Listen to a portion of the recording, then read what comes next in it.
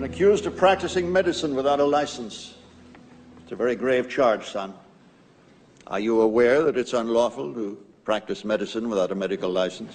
Yes, sir, I am. Are you aware that running a medical clinic without the proper licensing can place both you and the public in a great deal of danger? Is a home a clinic, sir? If you are admitting patients and treating them, physical location is irrelevant. Yes, sir. Will you define treatment for me? Yes, treatment would be defined as the care of a patient seeking medical attention. Have you been treating patients, Mr. Adams? Well, sir, I live with several people. They come and go as they please. I offer them whatever help I can.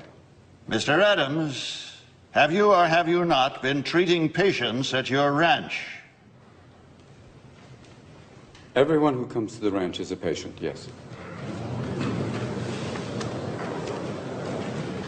And every person who comes to the ranch is also a doctor. I'm sorry. Every person who comes to the ranch is in need of some form of physical or mental help. They're patients. But also every person who comes to the ranch is in charge of taking care of someone else. Whether it's cooking for them, cleaning them, or even as simple a task as listening. That makes them doctors. I use that term broadly, gentlemen, but is not a doctor someone who helps someone else? When did the term doctor get treated with such reverence as, oh, right this way, Dr. Smith, or, excuse me, Dr. Scholes, what wonderful foot pads, or, pardon me, Dr. Patterson, but your flatulence has no odor. At what point in history did a doctor become more than a trusted and learned friend who visited and treated the ill? Now, you ask me if I've been practicing medicine.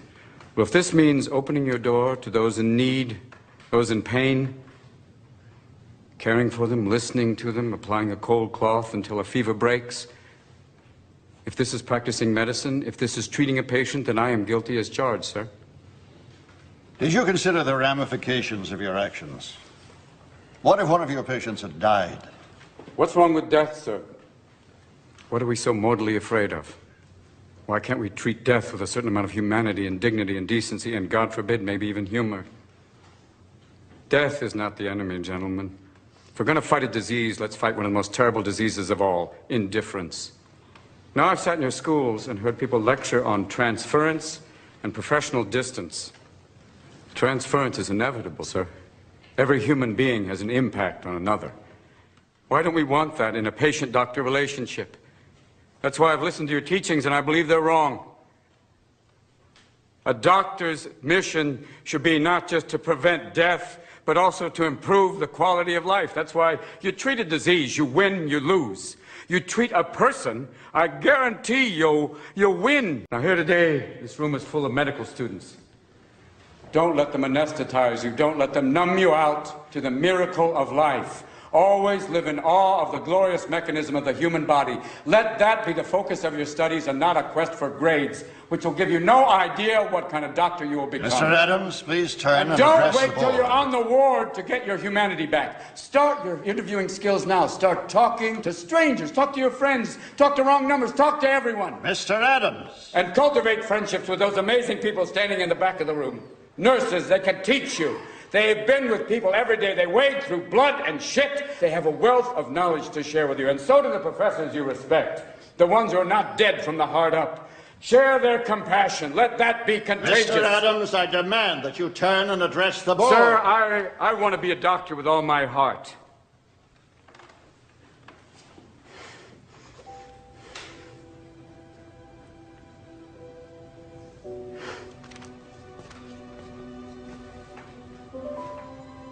I wanted to become a doctor so I could serve others. And because of that, I've lost everything. But I've also gained everything. I've shared the lives of patients and staff members at the hospital. I've laughed with them. I've cried with them. This is what I want to do with my life. And as God is my witness, no matter what your decision today, sir, I will still become the best damn doctor the world has ever seen. Now, you have the ability to prevent me from graduating. You can keep me from getting the title and the white coat. But you can't control my spirit, gentlemen. You can't keep me from learning. You can't keep me from studying. So you have a choice. You could have me as a professional colleague, passionate, or you can have me as an outspoken outsider, still adamant. Either way, I'll probably still be viewed as a thorn. But I promise you one thing. I am a thorn that will not go away. Is that all? I hope not, sir. We will adjourn briefly.